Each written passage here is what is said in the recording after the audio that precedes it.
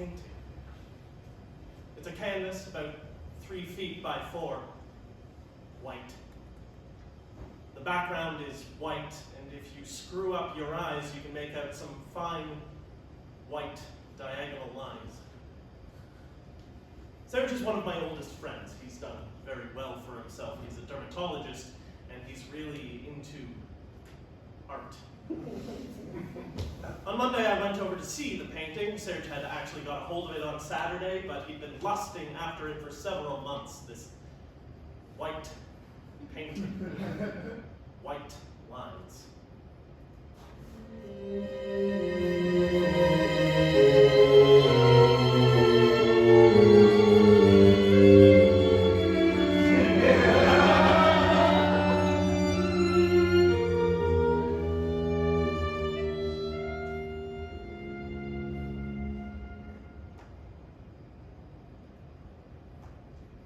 Expensive?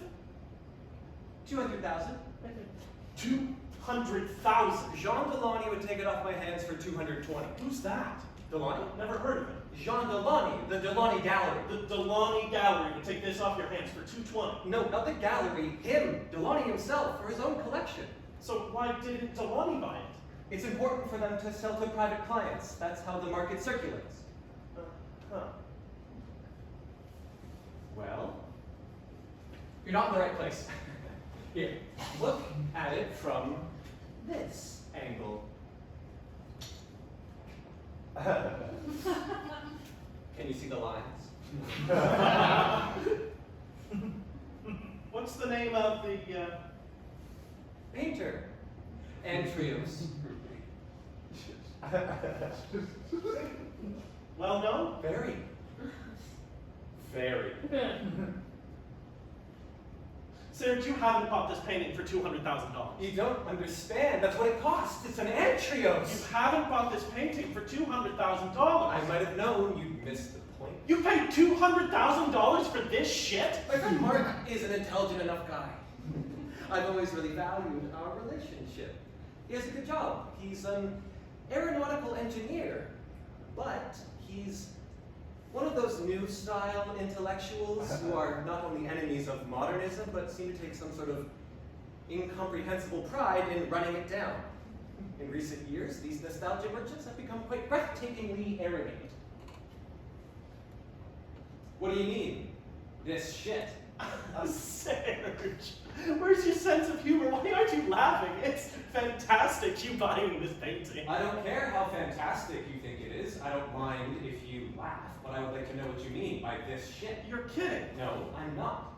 By whose standards is it shit? If you call something shit, you need to have some criterion to judge it by. Who are you talking to? Who do you think you're talking to? Hello? You have no interest in contemporary painting. You never have. This is a field about which you know absolutely nothing, so how can you assert that any object which conforms to laws you don't understand is shit? Because it is. It's shit. I'm sorry. He doesn't like the painting.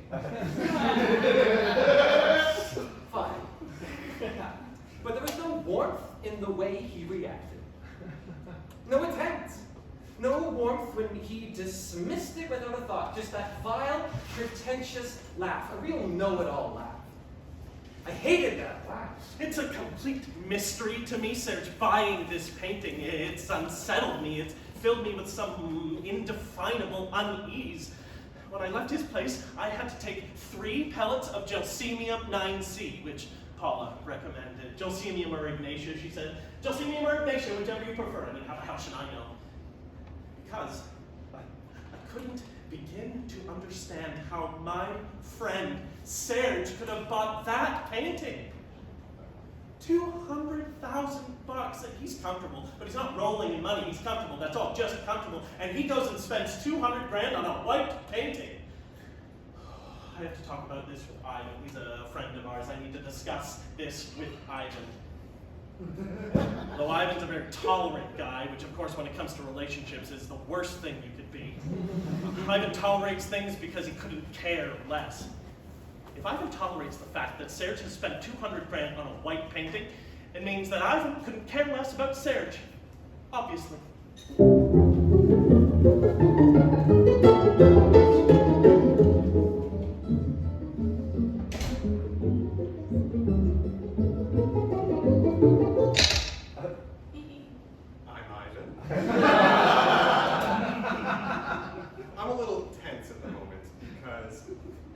my life in textiles. I've recently found a job as a sales agent for a wholesale stationery business. People like me. My professional life has always been a failure, and I'm getting married in 2 weeks. She's a lovely, intelligent girl from a good family.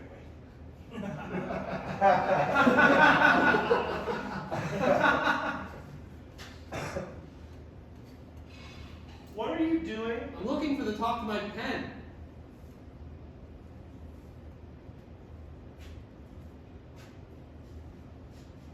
All right, that's enough. I had it 5 minutes ago. It doesn't matter. Yes, it does. Look, forget about it. Buy another one. It's a very special felt tip. It writes on any surface. Infuriating objects. I can't tell you how much they infuriate me. I had it in my hand 5 minutes ago. Are you going to live here? Do you think it's suitable for a young couple? Young. Try not to laugh like that in front of Catherine. How's the stationery business? All right, I'm learning. You've lost weight. A little. I'm pissed off about that top. It'll all dry up. Sit down. If you keep on looking for that top, I'm leaving. Okay, I'll stop. You want something to drink? A Perrier, if you have. Have you seen Serge lately? No, have you? Yesterday. Is he okay? Yes. He just bought a painting. Oh, yes. Yes. Nice. White. White. White. Imagine a canvas about 3 feet by 4 with a white background, completely white, in fact, with some fine white diagonal lines, you know, and maybe another white horizontal line towards the bottom. How can you see them? What? These white lines. If the background's white, how can you see the lines? You just can, because I suppose the lines are slightly gray or vice versa. Anyways, there are degrees of white. There's more than one type of white. Don't be sad. Why are you getting upset? You immediately start quibbling. Why won't you let me finish? All right, go on. Right. So now you have some idea what the painting looks like. I think so, yes. Now you have to guess how much Serge paid for it. Who's the painter? Antrios, ever heard of him? No. Is he fashionable? Oh, I knew you were going to ask me that. Well, it's logical to No, it's not logical. Of course it's logical. You asked me to guess the price. You know very well the price depends on how fashionable the painter is. I'm not asking you to apply a whole set of critical standards. I'm not asking you for a professional estimate. I am asking you what you, Ivan, would pay for a white painting gussied up with a few off-white stripes. Jack shit. Right. Now what about Serge? Pick a figure at random. $10,000? Huh. 50,000? Ha. 100,000? Keep going. 150? 200? 200 grand. Yes. 200 grand? 200 grand. Has he gone crazy? It looks like it. All the same. What does that mean? All the same? If it makes him happy, he can afford it. So that's what you think, huh? Why? What do you think? You don't understand the seriousness of this, do you? What is the seriousness Oh, it's strange to me how you're missing the basic point of this story. All you can see is externals. You don't understand the seriousness of this. No. You don't understand what this means? You want a cashew? You don't see that suddenly, in some grotesque way, Serge sees himself as a collector. Well, if you think about From it. now on, our friend Serge is one of the great connoisseurs. Bullshit. Of course it's bullshit. You can't buy your way in that Jeep, but that's what he thinks. Oh, I see. Doesn't that bother you? No, not if it makes him happy. If it makes him happy, what is that supposed to mean? What kind of a philosophy is that if it makes him happy? As long as it's not doing harm to anyone else. But it is doing harm. It is harming me. I'm disturbed. I'm disturbed, but more than that, I'm hurt. Yes, I am. I am fond of Serge, and to see him let himself be ripped off and lose every ounce of discernment through sheer snobbery. I don't know why you're so surprised. He's always haunted art galleries like crazy. He's always been an exhibition freak. He's always been a freak. But a freak with a sense of humor. You see, basically what really upsets me is you can't laugh with him anymore. I'm sure you can. You can't. Have you tried? Of course I've tried. I laughed heartily. What do you think I did? He didn't even crack a smile. Though 200 grand, that's kind of an expensive laugh. I'll make him laugh. I'd be amazed. And more nuts. He'll laugh. You'll see.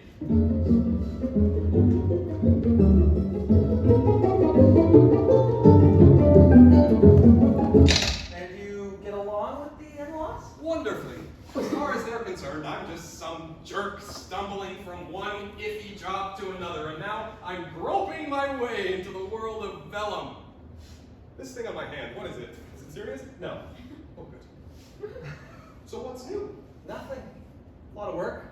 Exhausted. It's nice to see you. You never call. I don't like to disturb you.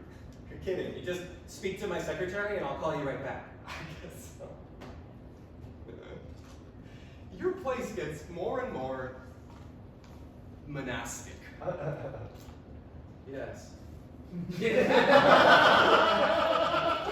Seen Mark lately? Not lately, no. Have you? 2 or 3 days ago. Is he all right? Yes. More or less. Oh, No, he's all right. I talked to him on the phone last week. He seemed all right. Well, he is. He's all right. You seemed to be implying he wasn't all right. On the contrary, I said he was all right. More or less, you said. Yes, more or less. More or less all right. You've been out? Seen anything? No, I can't afford to go out.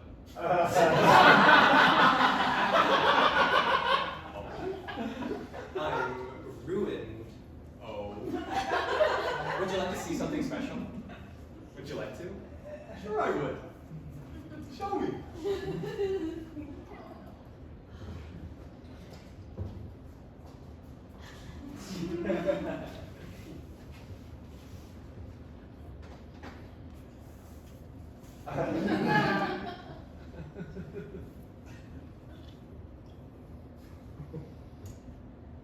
Ah, yes.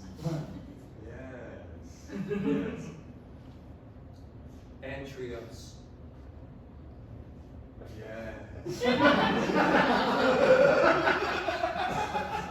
It's a 70s Antrios. Worth mentioning, he's going through a similar phase now, but this one's from the 70s. Yes. Expensive? In absolute terms, yes. In fact, no.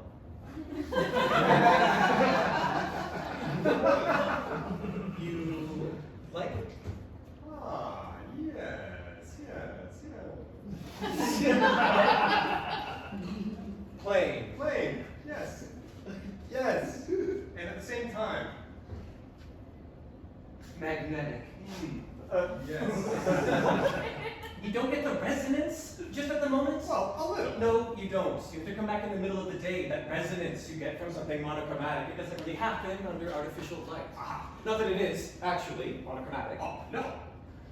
How much? 200,000.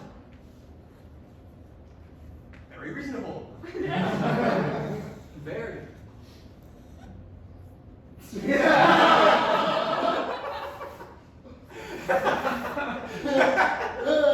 Crazy. Crazy. 200,000.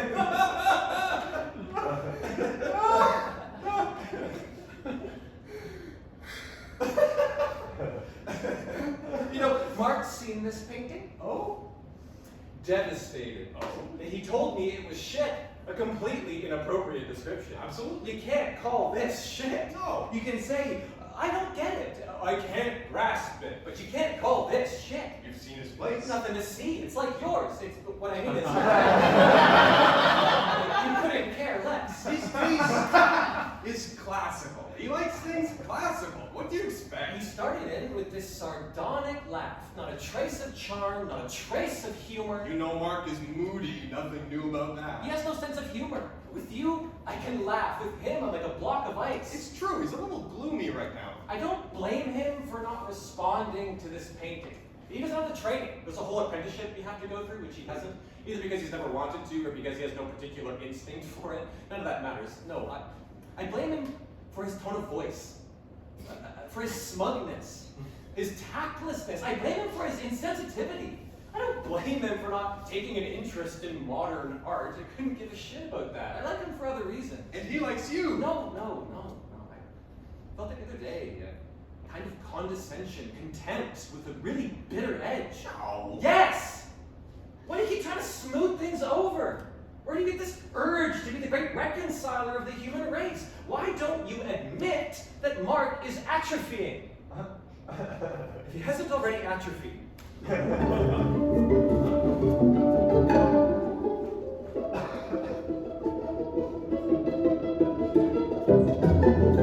We laughed. You laughed? We laughed. Both of us, we laughed. I promise you on Catherine's life, we had a good laugh.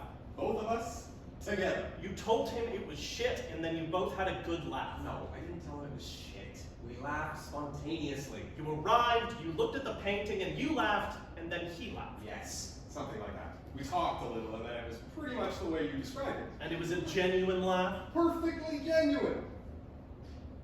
Well, then I've made a mistake.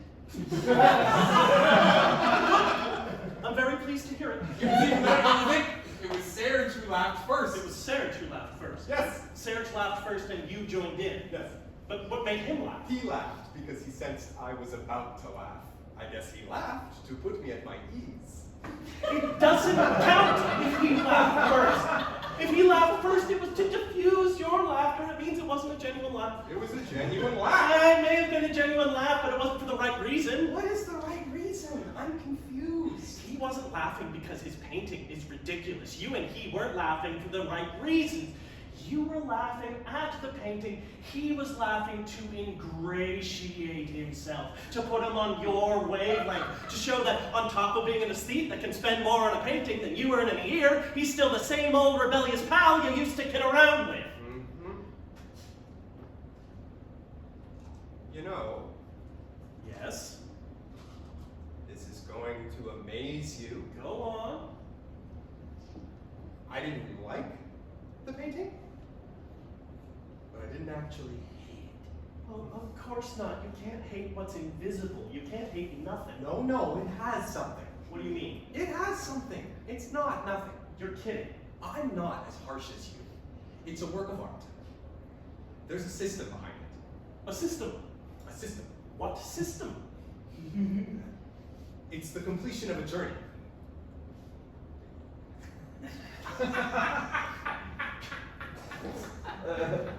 It wasn't painted by accident.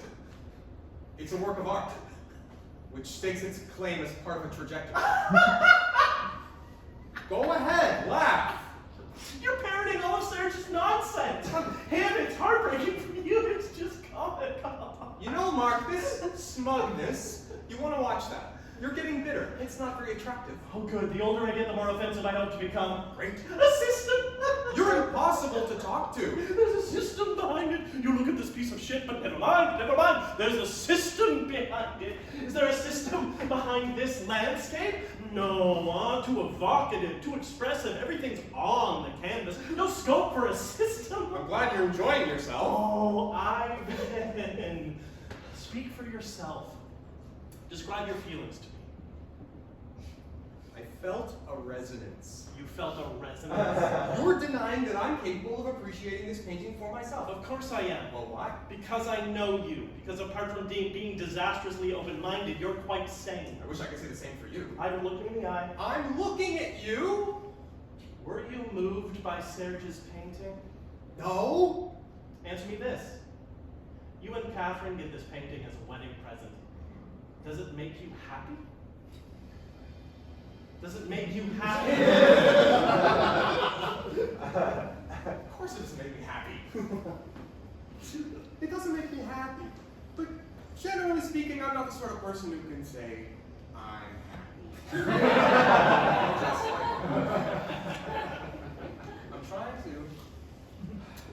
I'm trying to think of an occasion when I could have said, yes, I'm happy. Are you happy to be getting married? My mother stupidly asked me why. Are you at least happy to be getting married? Why wouldn't I be? What do you mean, why wouldn't I be? You're either happy or you're not happy. What's why wouldn't I be got to do with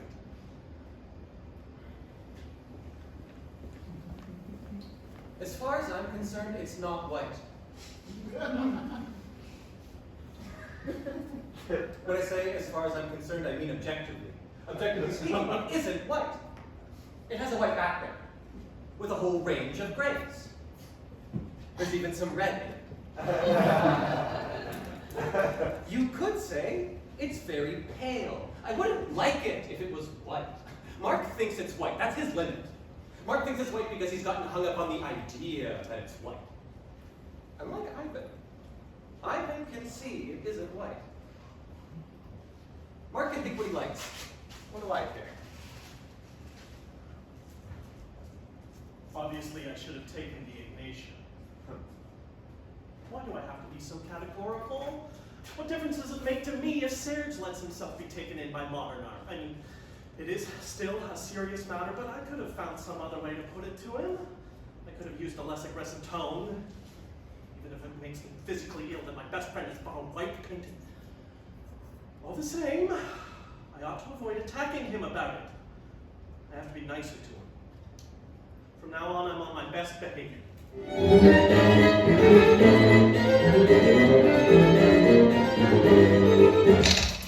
Feel like a laugh? Go on. Ivan liked the Antrios. Where is it? You want another look? Let me see it. I knew you'd come around too.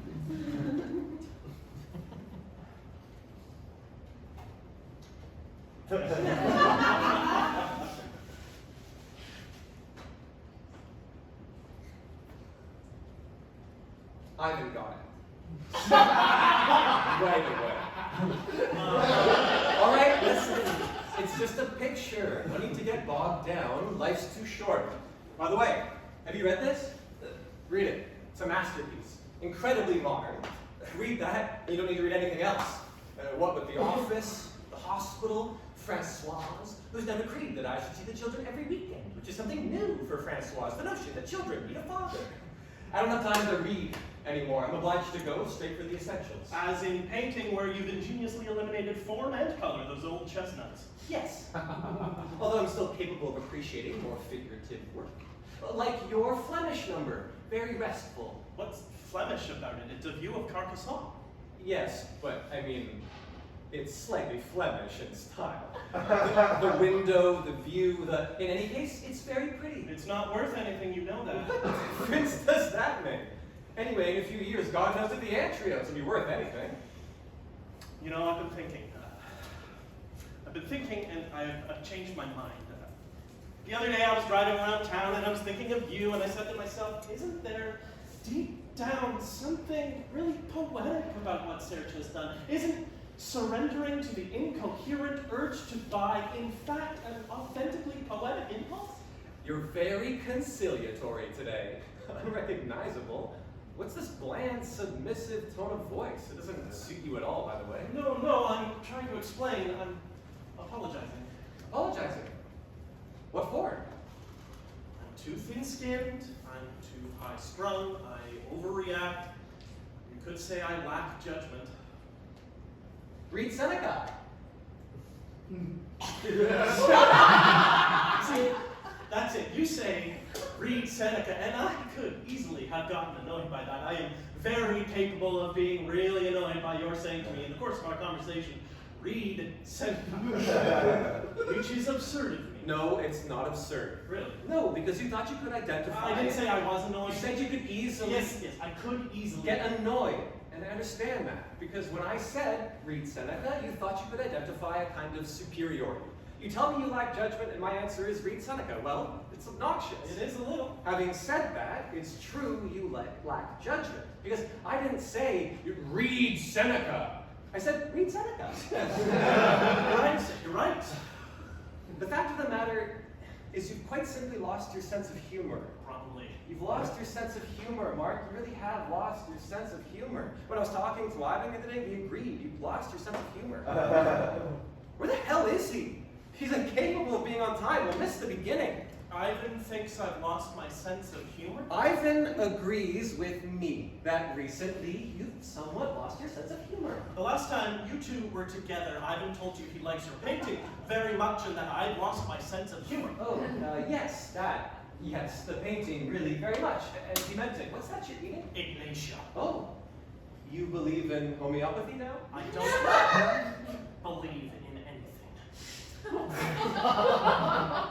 Didn't you think Ivan had lost a lot of weight? So she. It's the wedding. Eating away at them. Yes. How's Paula? All right. Where are you going to put it?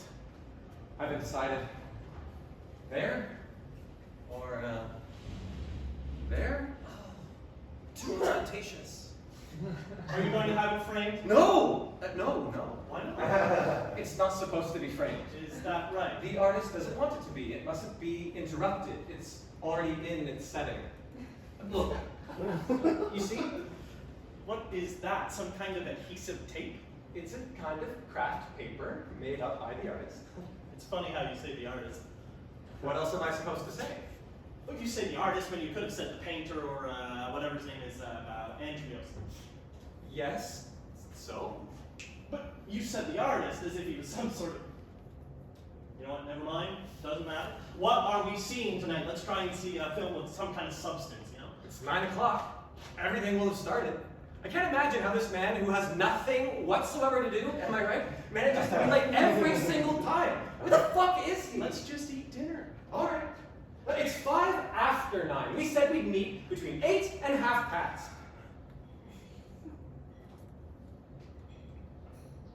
What do you mean, the way I say the artist? Nothing. I was going to say something stupid. Well, go on. You say the artist as if he was some kind of unattainable being. The artist, some form of god. Well, to me, he is a god. You don't think I'd have forked out a fortune for a mere mortal? No. I went to the Pompidou on Monday. You know how many Antrioses they have at the Pompidou? 3. 3 Antrioses at the Pompidou. Amazing. And mine's as good as any of them, if not better. Listen, I have a suggestion. Let's give Ivan exactly 3 more minutes, then get the hell out of here. I found a great new place, Lyonnaise. Why are you so jumpy? I am not jumpy. Yes, you are jumpy. I am not jumpy. All right, I'm jumpy. I'm jumpy because this slackness is intolerable. This inability to practice any kind of self-discipline. The fact is, I'm getting on your nerves and you're taking it out on poor Ivan. What do you mean, poor Ivan? Are you shitting me? You're not getting on my nerves. Why would you be getting on my nerves? He's getting on my nerves. It's true, he is getting on my nerves. It's this ingratiating tone of voice, a little smile behind every word. It's as if he's forcing himself to be pleasant. Don't be pleasant. Whatever you do, don't be pleasant. Could it be the Antrios? Could buying the Antrios have triggered this feeling of constraint between us? Buying something without his approval. Well, screw his approval. Screw your approval, Mark! Could it be the Antrios? Buying the Antrios? No, it happened some time ago. To be precise, it started on the day we were discussing some work of art and you uttered quite seriously the word deconstruction. It wasn't so much the word deconstruction that upset me, it was the air of solemnity you imbued it with. You said humorlessly, unapologetically, without any trace of irony, the word deconstruction. You, my friend. I didn't know the best way to handle the situation, so I made this throwaway remark. I said, I guess I must be getting intolerant in my old age. And your response was, who do you think you are? What makes you so high and mighty? What gives you the right to set yourself apart? Serge responded in the shittiest possible way and totally unexpectedly. You're just Mark. What makes you think you're so special? That day, I should have punched him right in the mouth, and as he was lying on the ground half dead, I should have said to him, you're supposed to be my friend. What kind of a friend are you, Serge, if you don't think your friends are special? Lyonnaise, you said? A little heavy, isn't it? A little fatty, all those sausages? What do you think? 12 minutes past 9. So, a crisis, insoluble problem, major crisis. Both stepmothers want their names on the wedding invitation. Catherine adores her stepmother, who more or less brought her up. She wants her name on the invitation. She wants it, and her stepmother is not anticipating, which is understandable, since the mother is dead, not appearing next to Catherine's father. Whereas my stepmother, who I detest, it's out of the question her name should appear on the invitation, but my father won't have his name on it if hers isn't, unless Catherine's stepmother is left off, which is completely unacceptable. I suggested none of the parents' names should be on it. After all, we're not adolescents we can announce our wedding and invite people ourselves. So Catherine screamed her head off, arguing that would be a slap in the face for her parents who are paying through the nose for the reception, and particularly for her stepmother who's gone to so much trouble when she isn't even her daughter. And I finally let myself be persuaded, totally against my better judgment because she wore me down. I finally agreed that my stepmother, whom I detest, who is a complete bitch, will have her name on the invitation. So I telephoned my mother to warn her. Mother, I said, I've done everything I can to avoid this, but we have absolutely no choice. Colette's name has to be on the invitation. She said, if Colette's name is on the invitation, take mine off it. Mother, I said, please, I beg you, don't make things even more difficult. She said, how dare you suggest my name is left to float around the card on its own, as if I was some abandoned woman below Colette, who'll be clamped onto your father's name like a limpet. I said to her, Mother, I have friends waiting for me. I'm going to hang up and we'll discuss all this tomorrow after a good night's sleep. She said, why is I'm always an afterthought? What are you talking about, Mother? You're not. Of course I am. And when you say, don't make things even more difficult, what you mean is, everything's already been decided. Everything's been organized without me. Everything's been cooked up behind my back. Good old Nadia, she'll agree to anything. And all this, she said, get this, in aid of an event, the importance of which I'm having some trouble grasping. Mother, I have friends waiting for me. That's right, always something better to do. Anything's more important than I am. Goodbye. And she hung up. Catherine, who was next to me, but who hadn't heard her side of the conversation, said, what'd she say? I said, she doesn't want her name on the invitation with Colette, which is understandable. I'm not talking about that. What did she say about the wedding? Nothing. You're lying. I'm not, Kathy, I promise you. She just doesn't want her name on the invitation with Colette. Call her back and tell her when your son's getting married, you rise above your vanity. You can say the same thing to your stepmother. That's got nothing to do with it. Catherine shouted, it's me. I'm the one who's insisting her name's on it. It's not her, the poor thing. She's tact personified. If she had any idea of the problem this is causing, she'd be down on her knees, begging for her name to be taken off the invitation. Now call your mother. So I called her again. By now I'm in shreds. Catherine's listening on the extension. Ivan, my mother says, up to now you've conducted your affairs in the most chaotic way imaginable. And just because, out of the blue, you've decided to embark on matrimony, I find myself obliged to spend all afternoon and evening with your father, a man I haven't seen for 17 years, and to whom I was not expecting to have to reveal my hip size and my puffy cheeks. Not to mention Colette, who, incidentally, I may tell you, according to Felix Perolari, has now taken up bridge. My mother always played bridge. I can see all that can't be helped, but on the invitation, the one item everyone is going to receive and examine, I insist on making a solo appearance. Catherine, listening on the extension, shakes her head and screws up her face in disgust. Mother, I say, why are you so selfish? I'm not selfish. I'm not selfish, Ivan.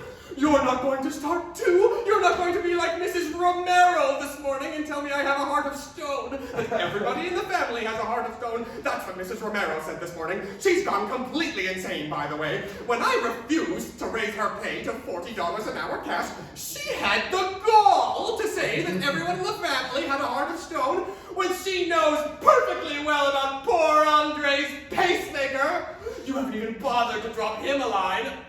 Oh, yes, that's right. Very funny. Everything's a joke to you. It's not me who's the selfish one, Ivan. You've still got a lot to learn about life. But you go, darling. Go ahead. Go ahead. Go and see your precious friends.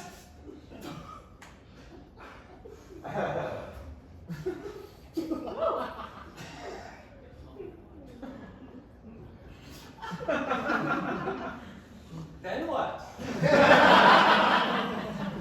Then nothing. Nothing's been resolved. I hung up, mini drama with Catherine, cut short because I was late. Why do you let yourself be fucked over by all these women? Why do I let myself be fucked over? I don't know. They're all insane. You've lost weight. Of course I have. 10 pounds, purely through stress. Read Seneca. The happy life Just what I need. What's he suggest? It's a masterpiece. Oh, He hasn't read it. oh. No, but Serge just told me it was a masterpiece. I said it was a masterpiece because it is a masterpiece. Right. It is a masterpiece. Why are you getting annoyed? You seem to be insinuating I use the word masterpiece any chance I get. Not at all. Yes, you said the word in a kind of sarcastic way. Not at The all. word masterpiece, and it kind Is of... he crazy? Not at all.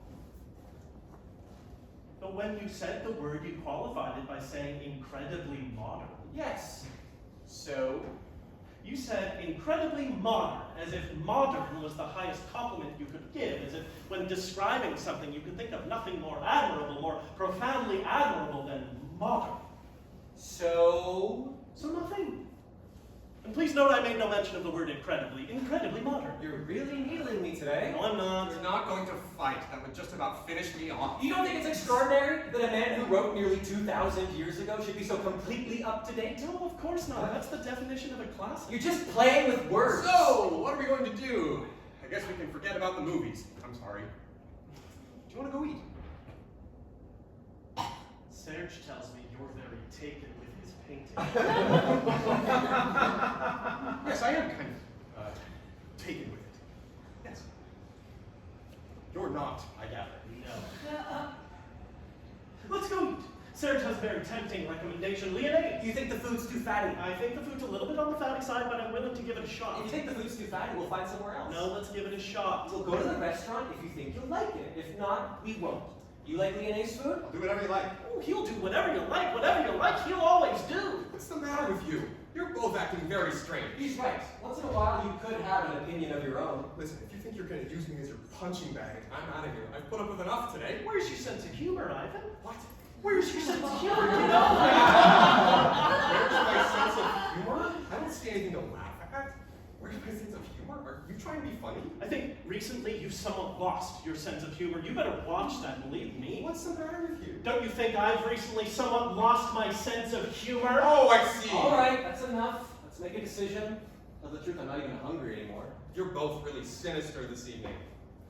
You want my opinion on your women problems? Go on. In my view, the most hysterical of them all is Catherine, by far. No question. And if you're already letting yourself be fucked over by her, you're in for a hideous future. What can I do?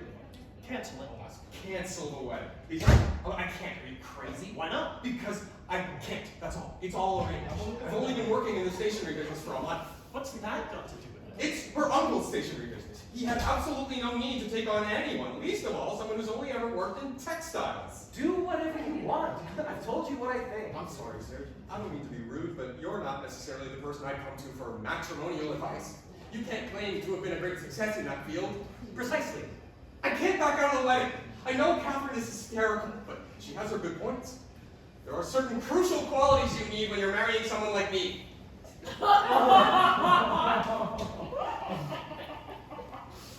Where are you going to put it? I don't know yet. How about there? Because there, it'd be wiped out by the sunlight. Oh, I see. I thought of you today at the store. We ran off 500 posters by this guy who paints white flowers, totally white, on a white background.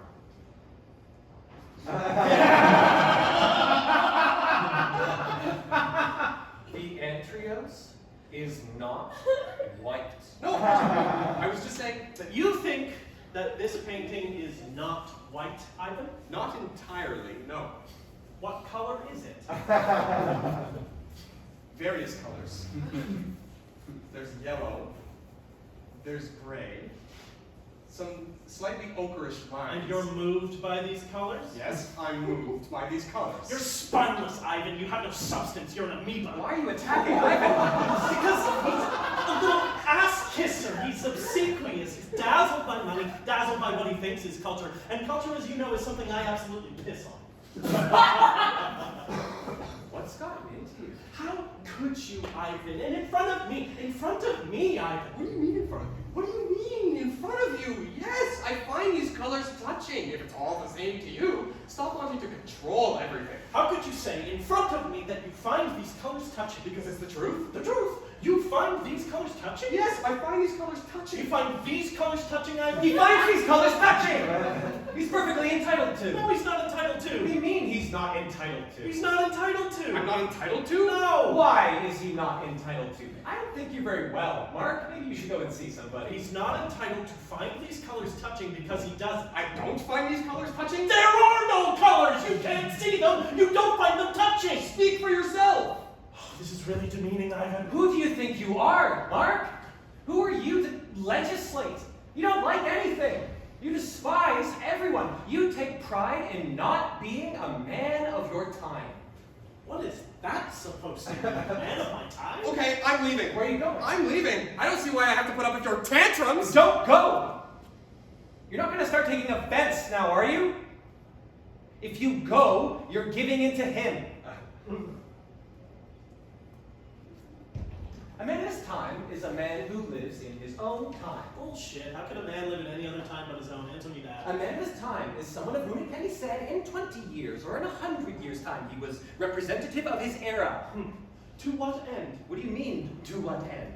What use is it to me if someday somebody says I was representative of my era? Listen, sweetheart, we're not talking about you, if you can imagine such a thing. We don't give a fuck about you. A man of his time, I'm trying to explain to you, like most people you admire, is someone who makes some kind of contribution to the human race. A man of his time doesn't assume the history of art has come to an end with this pseudo-Flemish view of Cavaillon. Carcassonne! Same thing. A man of his time plays his part in the fundamental dynamic of evolution. And that's a good thing in your view. It's not good or bad. Why do you always have to moralize? It's just the way things are. And you, for example, you play your part in the fundamental dynamic of evolution. I do. What about Ivan? Surely not. What part can an amoeba play? In his way, Ivan is a man of his time. How can you tell? Certainly not from that motel painting that's hanging on his wall. That is not a motel painting! It is a motel painting. It is not! What's the difference? Ivan represents a certain way of life, a way of thinking, which is completely modern. And so do you. I'm sorry, but you're a typical man of your time. And in fact, the harder you try not to be, the more you are. Okay, fine, whatever. So what's the problem? There is no problem, except for you. Because you take pride in this desire to shut yourself off from humanity, and you never will. It's like you're in quicksand. The more you struggle to get out of it, the deeper you sink. Now apologize to Ivan. Ivan is a coward.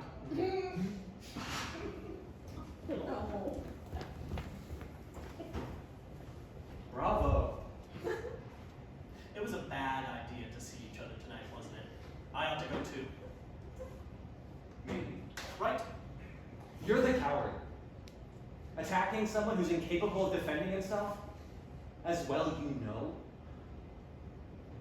You're right. You're right. And when you put it like that, it makes me feel even worse. The thing is, I don't understand. All of a sudden, I have no idea what binds me to Ivan. I have no idea what my relationship with him consists of. Ivan's always been what he is. No, he used to be eccentric, kind of absurd. He was always unstable, but his eccentricity was disarming. What about me? What about you? Do you have any idea what binds you to me? That's a question that could take us down a very long road. Lead on. I'm sorry I upset Ivan. Ah, at last. You've said something approximately human. What makes it worse is that the motel painting he has hanging on his wall was, I'm afraid, painted by his father. It was shit. Yes. But you said Yes, yes. But I remembered as soon as I'd said it. Oh, shit.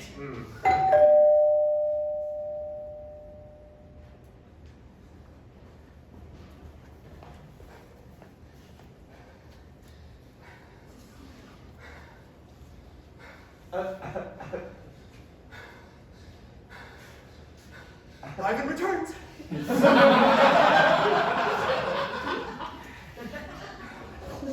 The elevator was full. I plunged down the stairs, clattering all the way down, thinking, a coward, an amoeba, no substance. I thought, I'll come back with a gun and blow his head off, then you'll see how spineless and obsequious I am. I got to the lobby and I said to myself, listen, pal, you haven't been in therapy for 6 years, so wind up shooting your best friend. I haven't been in therapy for 6 years without learning that some deep anxiety must lie behind his insane aggression. So I relaunch myself, telling myself as I mount the penitential stair, this is a cry for help. I have to help Mark if it's the last thing I do. In fact, the other day I discussed you both with Finkel's on. You discussed us with Finkel's I on? discuss everything with Finkel's on. Why exactly were you discussing us? I forbid you to discuss me with that asshole. You're in no position to forbid me anything. Why were you discussing us? I knew your relationship was under restraint, and I wanted Finkel's on to explain. And what did the bastard say? He said something kind of amusing. They're allowed to give their opinions. No, they never give their opinions, but this time he did give his opinion. He even made a gesture, and he never makes a gesture. He's always cold. I sometimes say to him, for God's sake, move around a little. All right. What did he say? Who gives a fuck what he said? What did he say? What possible interest could we have in what he said? I want to know what the bastard said, all right? Shit! You want to know?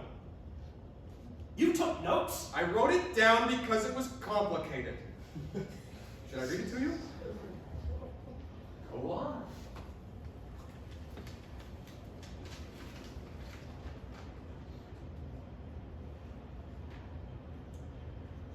If I'm who I am because I'm who I am, and you're who you are because you're who you are, then I'm who I am and you're who you are. If, on the other hand, I'm who I am because you're who you are, and if you're who you are because I'm who I am, then I'm not who I am, and you're not who you are. How much are you paying this man? $300 a session, twice a week. Great! You're very lucky to be getting the benefit of this man's experience. Absolutely. We'd really appreciate it if you could make a copy for us. Yes, it's bound to come in handy. You're wrong. It's very profound. If it's because of him you've decided to come back to turn the other cheek, you should be grateful. He's cut off your balls, but you're happy. That's what counts. And all this because he doesn't want to believe I like your entrails. I don't give a fuck what you think of it, either of you. The more I see it, the more I like it, honest. Let's stop talking about the painting, shall we? I have no interest in discussing it further. Why are you so touchy? I am not touchy. Mark, you've told us what you think. Fine. The subject is closed. You're getting upset. I am not getting upset. I'm exhausted. See, if you're touchy, it means you're too invested in other people's opinions. I'm exhausted, Mark. This is completely pointless. To tell you the truth, I'm really on the brink of getting bored with the both of you. Let's go eat. You go. Why don't you go off together? No, it's so rare that the three of us are together. Just as well, by the look of it. I don't understand what's going on. Can't we just calm down? There's no reason to insult each other, especially over a painting. You realize all this calm down and waving the white flag is just adding fuel to the fire? Is this a new thing? I will not be undermined. Oh, very impressive. Maybe I should go see this Finkel's on. You can't. There are no vacancies. What's that you're eating? Just see me. I've given in to the logic of events. Marriage, children, death, stationery. What else can happen?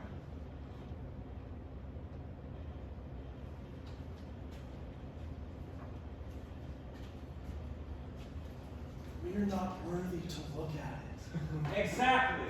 Or are you afraid that if it stays in my presence any longer, you'll wind up looking at it through my eyes? No. You know what Paul Valéry says? And I go quite a bit I further. don't give a fuck what Paul Valéry says. You've stopped liking Paul Valéry? Don't quote Paul Valéry at me. But you used to love Paul Valéry. I don't give a fuck what Paul Valéry says. When I discovered him through you, you're the one who got me into Paul Valéry. Don't quote Paul Valéry at me. I don't give a fuck what Paul Valéry says. What do you give a fuck about?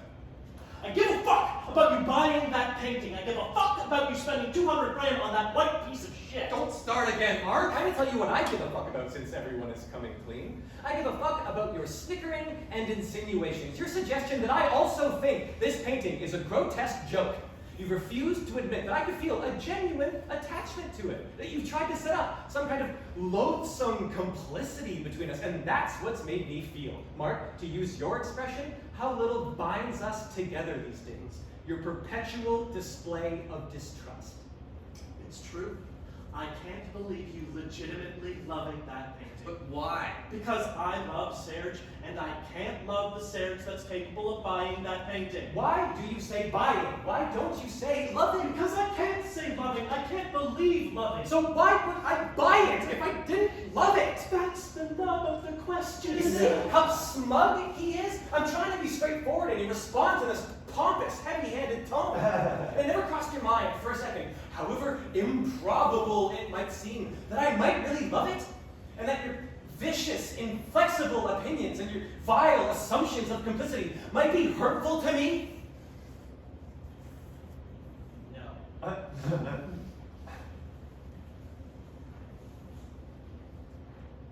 When you asked me what I thought of Paula, a girl who once spent an entire dinner party maintaining that Ehlers-Danlos syndrome could be cured homeopathically, did I say I found her ugly, repellent, and totally charmless? I could have. Is that what you think about Paula? Well, what's your theory? No, of course he doesn't think that. You couldn't possibly think that of Paula. Answer me. You see the effect you can have? Do you think what you just said about Paula? Worse, actually. Worse? Worse than repellent? Will you explain how somebody can be worse than repellent? Interesting. When it's something that concerns you personally, I see words can bite a little deeper. Will you explain, Serge, how somebody can be worse than repellent? No need to take that frosty tone. Perhaps it's, let me try and explain it to you.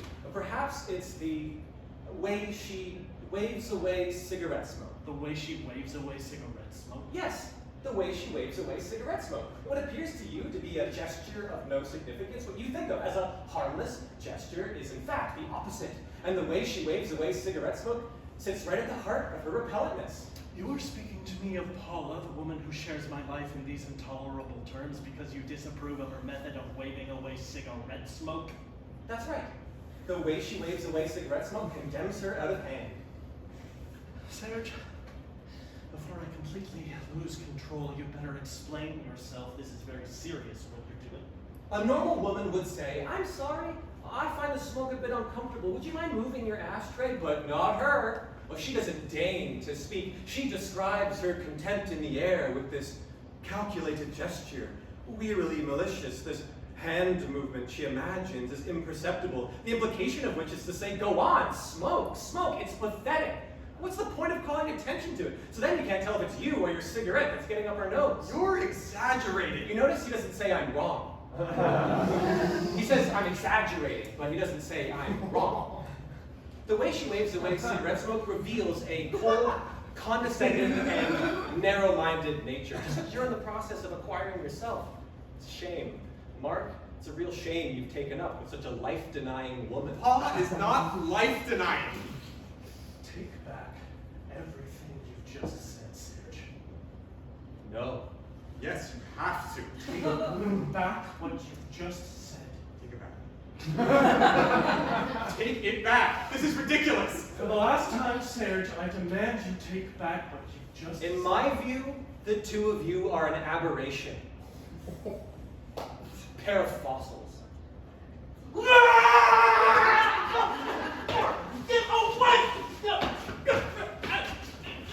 Mind your business! Show me! Come on, show me! That's all right. It's nothing. Hang on a minute. You're complete freaks, both of you. Here you are. You've been on it a while. Two normal men gone completely insane. Don't get excited. That really hurt. If I find out you burst my eardrum. Of course not. So how do you know you're not ear, nose, and throat? Two old friends, educated people. Calm down. You can't demolish somebody because you don't like her method of waving away cigarette smoke. Yes, you can. Well, all right, but it doesn't make any sense. What do you know about sense? That's right. Attack me. Keep attacking me. I could be hemorrhaging internally. I've just seen a mouse running by. It's a rat. A rat. He comes and goes. You have a rat. Don't take the compass away. Leave it where it is. What's the matter with her? What's happened between you? Something must have happened for you to get this demented. I've bought a work of art, which makes Mark uncomfortable. You're starting again. You're in a downward spiral, both of you. You can't stop yourselves. It's like me and Colette, the most pathological relationship you can imagine. Who's Colette? My stepmother! Oh, you haven't mentioned her in a while. Why didn't you tell me right away what you thought of Paula? I didn't want to upset you. No. What do you mean, no? No. The first time I asked you about Paula, what you said was, she's a perfect match for you. Yes. Which sounded positive coming from you. Sure. Given the state you were in at the time. All right, what are you trying to prove? But today, your assessment of Paula, or in other words, me, is far harsher. don't understand. Of course you understand. I don't. Since I can no longer support you in your frenzy, the recent craving for novelty, I've become condescending, narrow-minded, fossilized. I'm in agony! It's like something's drilling through my brain! Have a sip of brandy. What do you think? If something's shaking loose in my brain, don't you think alcohol's a little risky? You want an aspirin? Aspirin? Well, What the fuck do you want? don't worry about me. Carry on with your preposterous conversation. Pay no attention to me. Easier said than done. You might squeeze out a drop of compassion, but no. I don't mind your spending time with Paula. I don't resent your being with Paula. You have no reason to resent it. But you resent me. Well, I was gonna say for being with the Entrios. Yes, I'm missing something here. I didn't replace you with Paula. Are you saying I replaced you with the Entrios? Yes. I replaced you with the Entrios? Yes, with the Antrios and all that it implies. Do you understand what he's talking about? I couldn't care less. You're both insane. In my time, you'd never have bought that painting. What's that supposed to mean in your time? In the time when you made a distinction between me and other people, when you judged things by my standards. Was there such a time? That's just cruel. No, and petty. I assure you, I'm stagnant. And if Ivan hadn't turned into such a sponge, he'd back me up. Keep going, keep going. It's water off a duck's back. There was a time when you were proud to be my friend.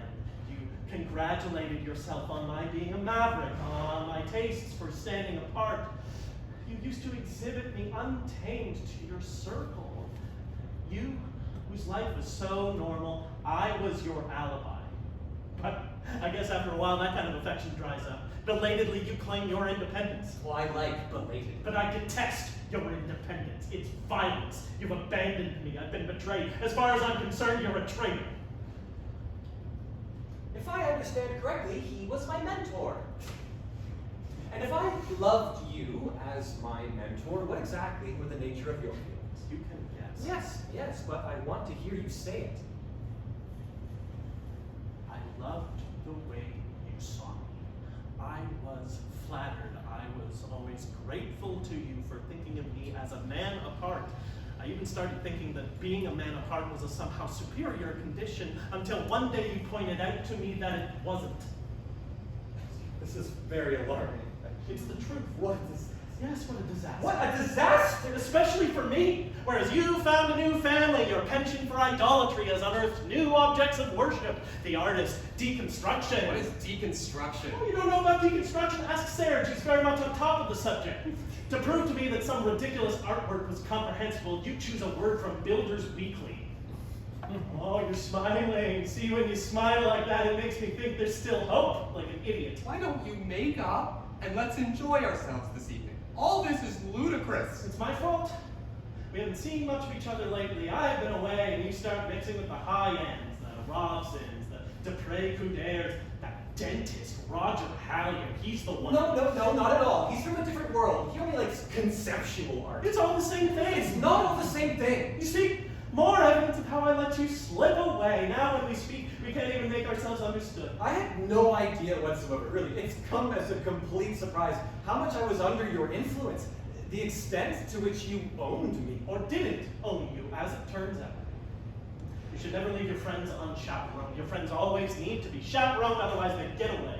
Take poor Ivan, whose chaotic behavior used to delight us. We've allowed him to turn himself into this timid stationer, practically married. He brought us his originality, and now he's making every effort to piss it away. Us. He brought us. Do you have any idea what you're saying? Everything has to revolve around you. Why can't you learn to love people for themselves, Mark? What does that mean for themselves? For what they are. But what are they? What are they other than my faith in them? I am desperate to find a friend with some kind of prior existence, but so far I've had no luck. I've had to mold you. You see, that never works. There comes a day when your creature has dinner with the Dupre Couderes, and to confirm his new status, he goes off and buys a white painting. So here we are, at the end of a 15-year friendship. Yes, Pathetic. if only we managed to have a normal discussion. I mean, if only I'd been able to express myself without losing my temper. Well, Yes, go on. Why can't we exchange one single dispassionate word? I don't believe in the values that dominate contemporary art. The rule of novelty, the rule of surprise. Surprise is dead, needs theirs. No sooner conceived than dead. All right. So, Well, that's all. That's what my appeal was to you, my surprise value. what are you talking A about? surprise that's lasted quite a long time, I'll admit. Finkelson is a genius. I told you, he understood the whole thing. I prefer it, Ivan, if you stop umpiring and stop imagining you're not fully implicated in this conversation. You want to implicate me? I refuse. What does it have to do with me? I've already got a burst eardrum. You work things out for yourselves. See, Ivan, the thing I really can't stand about you at the moment, quite apart from everything I've already told you, is your craving to put Serge and me on the same level. You would like us to be equal, to indulge your cowardice. Talking on an equal footing, equal the way you thought of us when we were friends, but we were never equal, Ivan. You have to choose. I have chosen. Oh, excellent. I don't need a supporter. You're not going to turn the poor boy down, are you? Why do we see each other if we hate each other? It's obvious we do hate each other. I mean, I don't hate you, but you hate each other, and you hate me, so why do we see each other? I was looking forward to a relaxing evening after a ridiculously crazy week, meeting my two best friends, going to the movies, having a good time, getting away from all these dramas. You realize you've been talking about nothing but yourself? Well, who are you talking about? Everybody talks about themselves. You fuck up our evening. You... I fuck up your evening. Yes. I fuck up your evening. I fuck up your evening. Yes, yes. Don't get so excited. You're saying it's me who fucked up your evening. How many more times are you gonna say it? Just answer the question. Are you saying it's me who fucked up your evening? You arrived 3/4 of an hour late, you don't apologize, you swamped us with your domestic woes. And your inertia, your sheer, neutral, spectator's inertia has lured Mark and me into the worst excesses. You too! You're starting in on me too! Yes, because on this subject, I'm in complete agreement with him. You create the conditions of conflict. You've been piping up with this finicky, subservient voice of reason ever since you arrived. It's intolerable. You know, I could burst into tears. I could start crying right now. I'm very close to tears. Cry. Cry. Telling me to cry. You've got every reason to cry. You're losing your two best friends. You're marrying a Gorgon.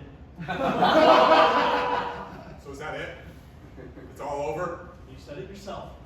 What's the point in seeing each other if you hate each other? Well, what about my wedding? You're my witnesses, remember? Find someone else. But I can't. Oh, you can find someone at the last minute. You're not allowed to. Of course you are. You're not. Oh, don't panic. We'll come. But what you should do is cancel the wedding. He's right. What have I ever done to you?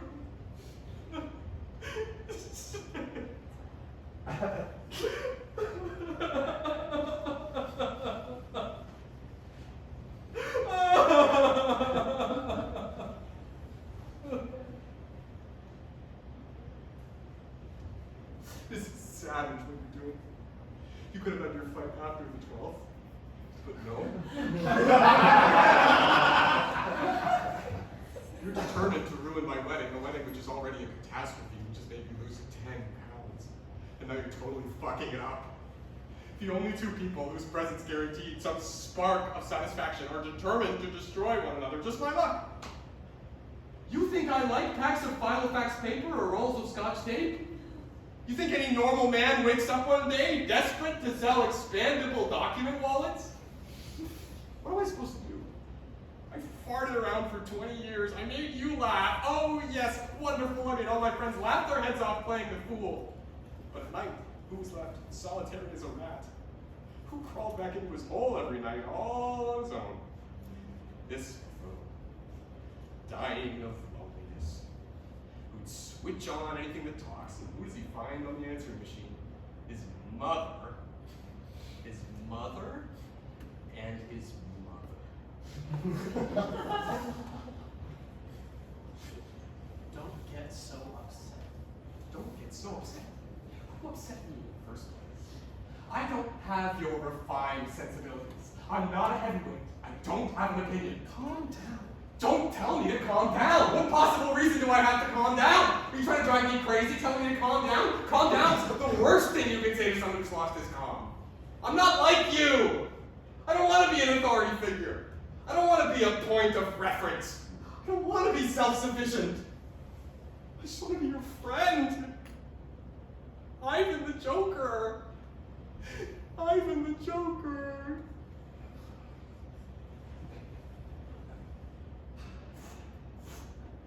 Could we try to steer clear of pathos?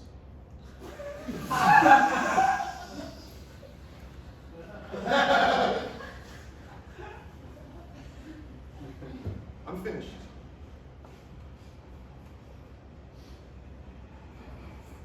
You got anything to nibble on, just to keep from passing out?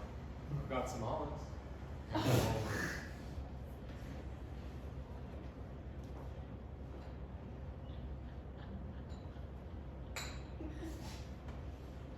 Want some? Somewhere with a Yes.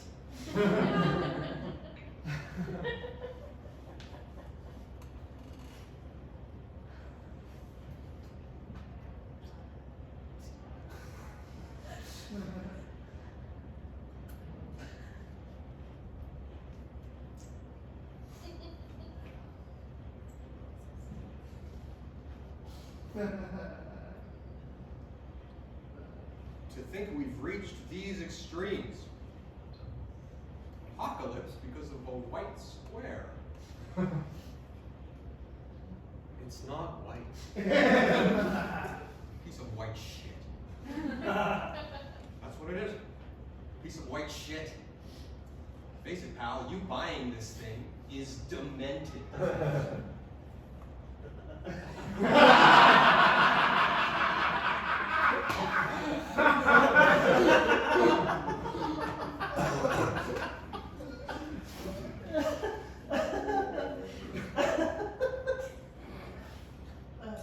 Do you have one of your famous felt tips? What for? You're not going to draw on the painting. Do you or don't you?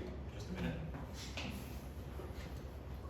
Yes, a blue one. Give it to me.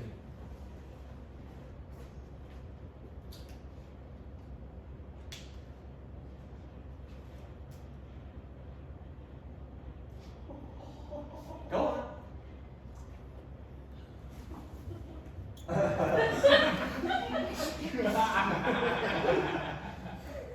Go on. You're not going to do it. Come on. You're complete freaks, both of you.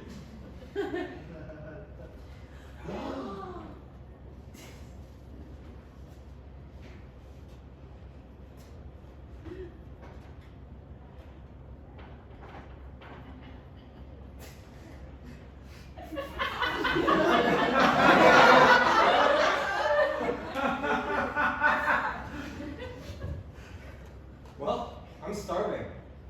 You want to go eat?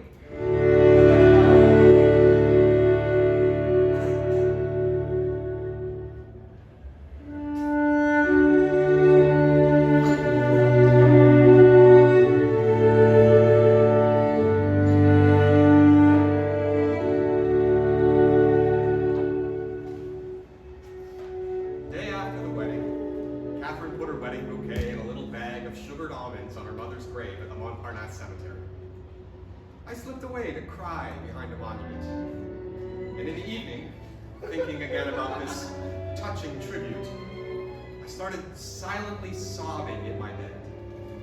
I absolutely have to speak to Finkelson about this tendency to cry. I cry all the time. It's not normal for someone my age. It started, or at least clearly revealed itself at Serge's, the evening of the white painting. After Serge, in an act of pure madness, had demonstrated to Mark that he cared more about him than he did about his painting, we went and had dinner chez Emile. Over dinner, Serge and Mark made the decision to try to reconstruct a relationship destroyed by word and deed.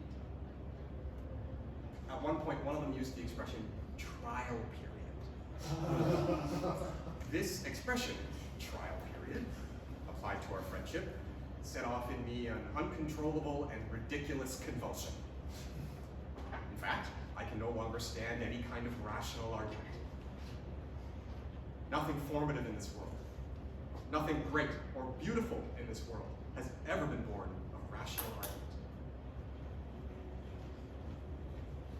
When Mark and I had succeeded in obliterating the skier, with the aid of Swiss soap plus added ox gall, recommended by Paula, I looked at the Antrios and turned to Mark.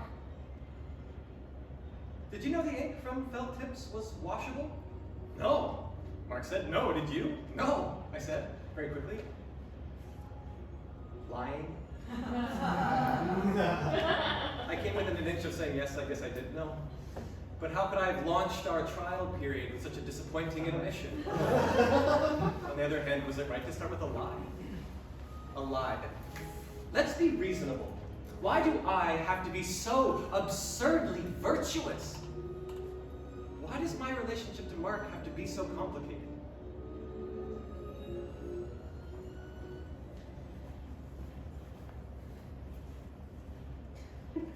Under the white clouds, snow is falling. You can't see the white clouds or the snow or the cold air or the white glow of the earth. A solitary man glides downhill on skates. The snow is falling. It falls until the man disappears back into the landscape. My friend Serge, who's one of my oldest friends, has bought a painting.